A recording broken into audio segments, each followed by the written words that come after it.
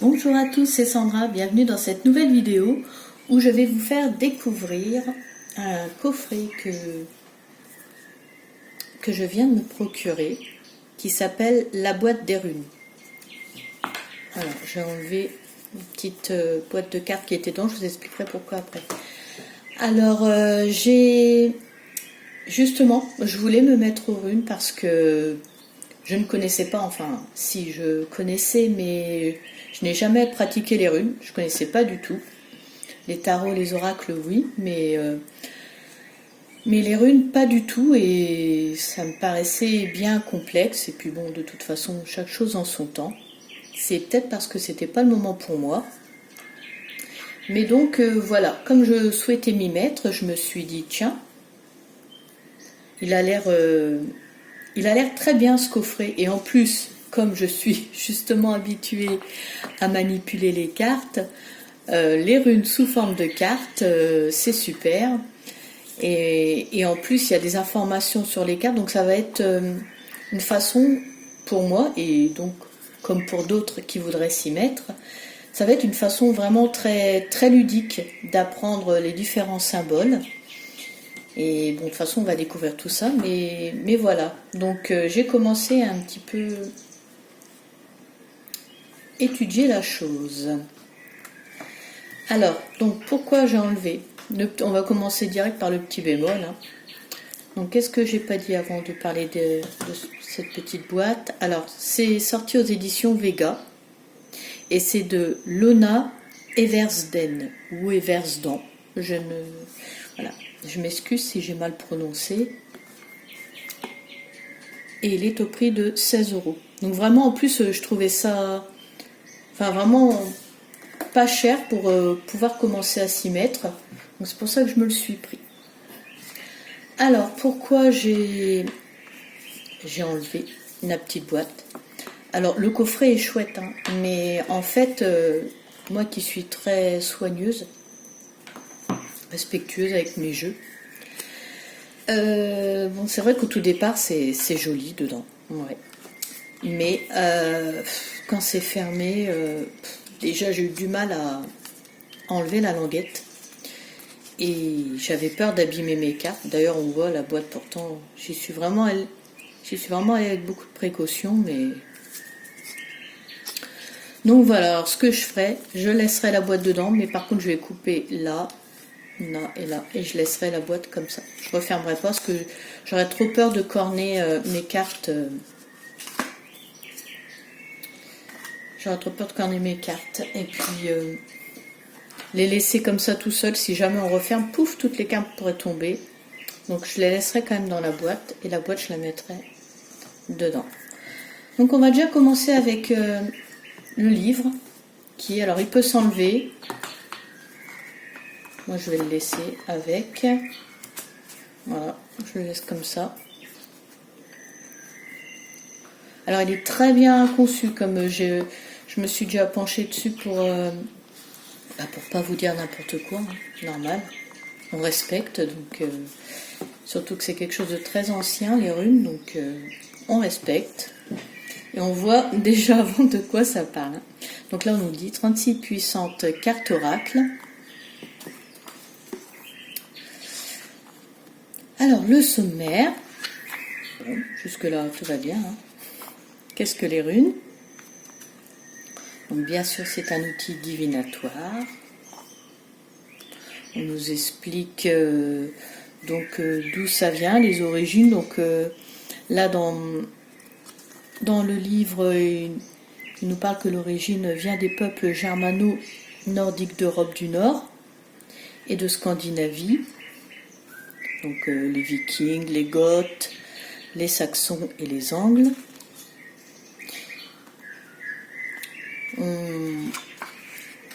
On apprend aussi, bon, pour ceux qui ne savent pas, hein, moi je ne le savais pas vu que je découvre aussi, on découvre qu'en fait à l'époque ils croyaient en une multitude de divinités. Alors pour ceux qui aiment les Marvel, eh ben, ils vont être contents. Donc les divinités c'était Odin, Frigg, Thor, Loki, Freya. Ils parlent même d'Asgard dedans. Donc du coup, pour ça, ça m'était pas trop inconnu. Donc et d'ailleurs, on voit là ici, il parle que d'après la légende nordique, ce serait Odin qui aurait reçu les runes après un long supplice de plusieurs jours, donc ils en parlent ici. Après, il parle des autres hypothèses, comme quoi les runes auraient fait leur apparition à l'époque néolithique et de bronze, car ils auraient trouvé des inscriptions gravées sur des pierres dont les symboles ressemblent fortement aux runes. Donc voilà, il parle aussi d'une hypothèse qui pour eux serait la plus probable, que ce seraient les peuples germaniques du Nord qui auraient rencontré des alphabets déjà existants et qu'ils auraient adapté les lettres au son de leur langue. Après, il y a une autre hypothèse aussi, comme quoi ce serait au niveau de la Grèce antique, car il y a des lettres qui ressemblent aux lettres, des lettres runiques qui ressemblent aux lettres grecques. Une autre hypothèse aussi, comme quoi ce serait issu de l'alphabet étrusque utilisé dans la péninsule italienne, parce que là encore il y aurait eu des similitudes entre les deux alphabets. Alors attendez, parce que je vais trop vite. Enfin, donc du coup on va pas trop s'étaler, mais ceux qui voudront l'apprendre, découvrir, ils découvriront dans le petit livre. Donc ils expliquent aussi là ici comme quoi les runes donc ont des graphismes anguleux et que donc c'était fait pour être gravé sur des matériaux durs comme la pierre, le métal, et que bien souvent leur signification, donc en fait soit ça vient, les symboles, ça représente soit des animaux, des plantes, des phénomènes naturels. Donc ils expliquent vraiment tout ça très bien. Il y a plein de choses vraiment très intéressantes. Ensuite, donc ils nous expliquent qu'en fait le plus répandu c'est l'alphabet Furtak, parce que sinon il y en a un plus récent, il l'explique ici. Et pourquoi Furtak? Parce qu'en fait ils ont repris la première lettre des 7 runes. Ils ont repris la première lettre et donc Furtak. Voilà.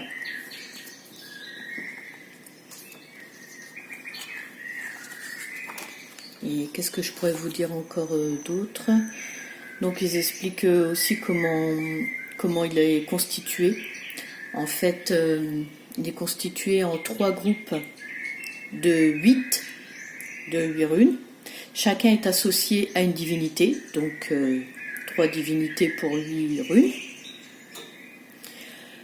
La première divinité pour les 8 premières runes, c'est Freya. Donc ces 8 premières runes en fait transmettent des informations, des messages de soins ou de protection. Les 8 autres runes, là on voit il y a des différentes couleurs. Donc en fait là évoque l'introspection, un état de méditation. Et les 8 dernières en fait symbolisent les vertus guerrières, la royauté, l'avancée vers la victoire. Je ne vais pas trop m'éterniser là-dessus, sinon ça va être un peu...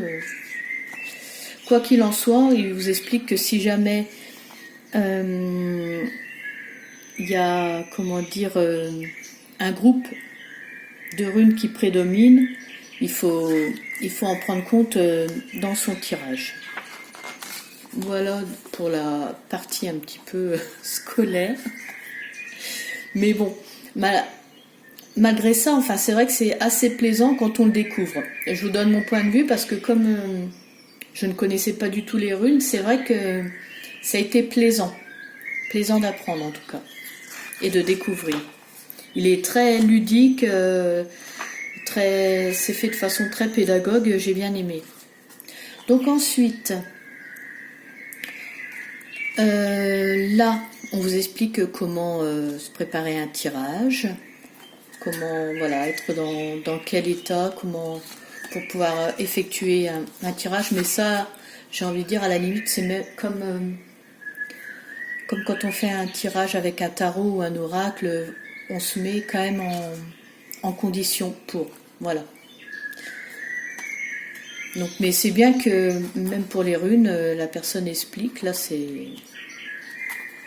voilà comment faire les runes pour soi ou quand on fait pour quelqu'un. Ensuite, il y a un tirage d'une rune, pardon. Enfin, là, comme c'est les runes qui sont représentées sur des cartes, donc je vais dire carte, tirage d'une rune, tirage à 3 runes, donc 3 cartes. La croix de Thor. Et ce qu'il y a de bien, c'est qu'en plus, elle met un exemple d'interprétation. Donc c'est vrai que bon, comme ça, ça nous permet de voir un peu le rendu des messages. Ensuite, la croix celtique, qu'on pratique aussi avec des jeux hors que les runes. Toujours l'exemple d'interprétation. Et après, donc les runes et les significations. Donc là, je vais prendre la carte après. Donc, je vous prends une page, la première. Et la première carte aussi.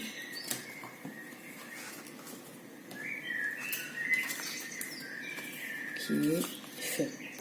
Voilà. Alors, comment ça se compose? Eh bien, en fait, là, on a le nom et sa traduction la plus littérale. Là, on a un texte qui nous raconte l'histoire de la rune et qui explique certaines de ses significations dans un tirage. Là, on a une interprétation de la rune si jamais elle est renversée ou si jamais il n'y a pas de sens de symbolique quand c'est renversé. Dans ce cas-là, on a une devise pour la rune. D'ailleurs, plus loin, je vous montrerai, mais on a un petit paragraphe sur les devises par rapport à chaque rune. Et sur la page d'à côté, donc on a l'ancien symbole. On a chaque élément qui est lié à la rune et qui définissent les caractéristiques de cette rune. On a des significations concrètes et spirituelles.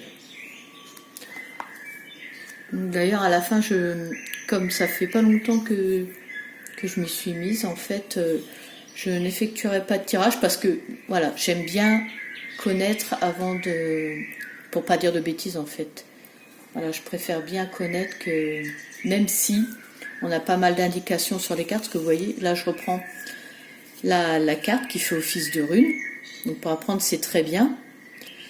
Mais voilà, je préfère bien m'imprégner avant d'effectuer un tirage. Là, c'est vraiment pour présenter et puis pour donner envie, s'il y en a qui se disent en fait les runes, voilà, c'est difficile, mais en fait, avec les cartes, je trouve que vraiment c'est un bon support. Donc, ça pour chaque rune. Voilà.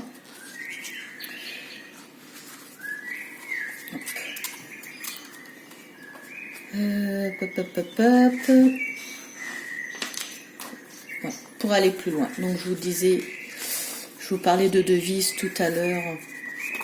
Elles sont ici.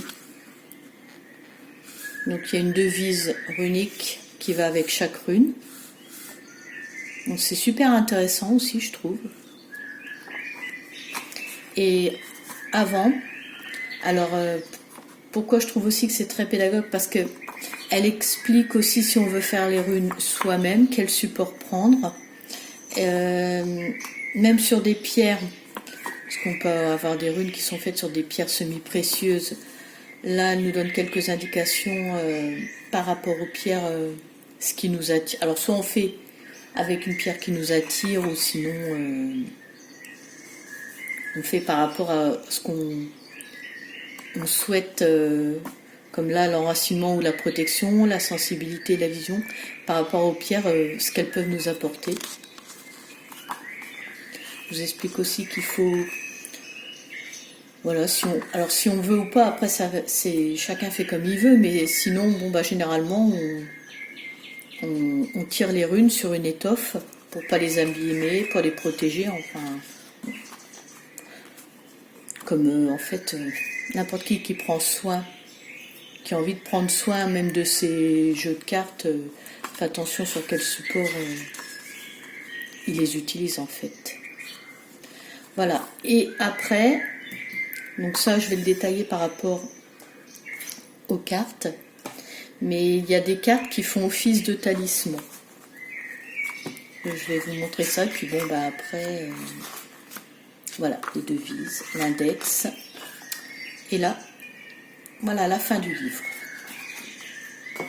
qui peut s'enlever, mais moi je le laisse avec. Voilà. Alors pour les cartes, donc en fait c'est constitué comme ça, il y a 25 cartes runes. Je vais vous les montrer. Et après il y a 7 cartes runes particulières positives qui servent de talisman ou pour porter chance. Donc en fait soit on peut en prendre une au hasard, la mettre sur son bureau, sur sa table de nuit, ou la porter sur soi, pour en fait, voilà, oui, nous apporter chance, pour qu'elle nous apporte ses bienfaits en fait. Et les autres cartes, en fait, c'est tous les exemples de tirage. Alors pour ça aussi, ça peut être ludique parce qu'en fait, vous savez pas quel genre, par exemple, vous savez pas quel genre de tirage vous voulez faire. Alors, ben, vous les mélangez et puis vous voyez, hop, si vous demandez, voilà, s'il y a un tirage qui vous serait plus bénéfique qu'un autre et s'il y a une carte qui tombe, ah ben voilà, la carte de la croix celtique. Vous pouvez prendre, voilà, faire de façon ludique, vous prenez cette carte-là et hop, avec les runes, vous faites un tirage de croix celtique. Avec ces cartes talismans aussi, si vous voulez. Vous pouvez faire confiance au hasard. D'ailleurs, le hasard qui n'en est pas un, hein, comme je dis souvent. Et puis en fait, prendre une des cartes talismans, et soit la garder sur vous, ou la mettre quelque part pour profiter de ses bienfaits. Et pour les cartes, ben, je vais vous les montrer. Ça va, il n'y en a pas...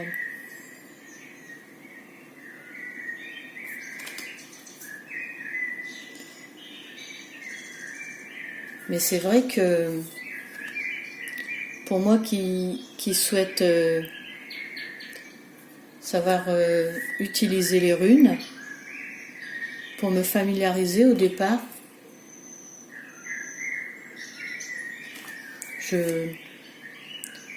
j'aime beaucoup le procédé des cartes. Parce que j'aime utiliser les cartes, j'aime voilà, manipuler les cartes. Donc, pour avoir une première approche, pour m'entraîner, pour ma part, je trouve ça très bien. Et après, je m'offrirai des runes une fois que je maîtriserai le sujet.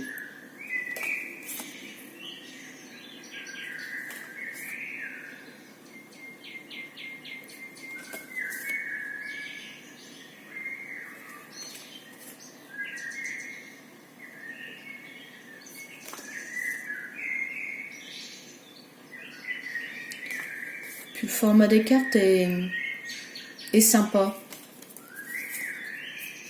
Ouais, je trouve que elles sont simples, mais elles sont jolies. Pas très grandes, c'est bien.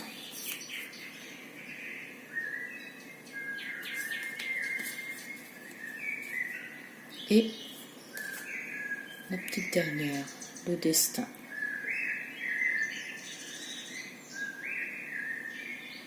Laissez faire le destin.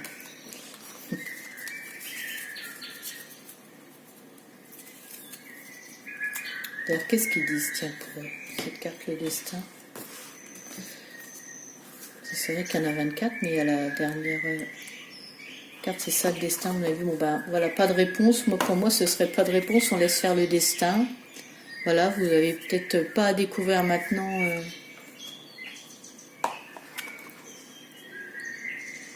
D'accord, ils disent la 25e rune, un ajout moderne à l'alphabet, n'a pas de symbole. Virde, qui signifie destin, et le nom d'une rue, d'une des normes, ces entités féminines qui tissent le fil de la destinée humaine, les homologues nordines des parcs grecs. Nous ne pouvons pas savoir tout ce qu'il y a à savoir, les plus grands secrets sont révélés en leur temps. Voilà. Non, franchement, je suis contente de mon achat et j'aurai plaisir à étudier les runes. Je le sens. Je trouve que vraiment, ça va être très plaisant. Bon ben voilà, cette vidéo touche à sa fin. J'ai été ravie d'avoir partagé ce moment avec vous. Et je vous remercie aussi de m'avoir suivi. Laissez-moi un petit commentaire si vous aussi, je ne sais pas, si vous ne connaissez pas les runes et que vous trouvez que ce coffret est intéressant pour une première approche. En tout cas, moi, mon ressenti est très positif, vraiment. Bon, bah, je vais vous laisser. Et puis, bah, écoutez, je vous dis à très bientôt et prenez soin de vous. Au revoir.